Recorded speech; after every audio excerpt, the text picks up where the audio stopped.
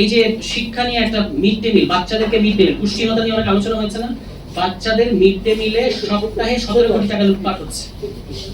তাহলে সেইখানে আমরা যদি স্বাস্থ্য খাতের সংস্কারটা নিশ্চিত না করে, এই যে সংস্কার নিয়ে কথা বলে গেছেন, সেটা যদি আমরা নিশ্চিত না করতে পারি, না করে আমরা যদি বাজেট বাড়ানোর কথা বলি, তাহলে মানে আপনারা বলেছেন যে জিডিপির এত % বাড়াতে হবে, বাজেটের এত % বাড়াতে হবে, এটা লুটপাট যদি আমরা নাও বলি, কারণ যেহেতু এই সরকারের সাথে আওয়ামী লীগের একটা পার্থক্য আছে বলে আমরা বিশ্বাস করতে চাই, অপচয় হবে নিজের পক্ষে, এবং সেটা আসলে কতটুকু কাজে আসবে।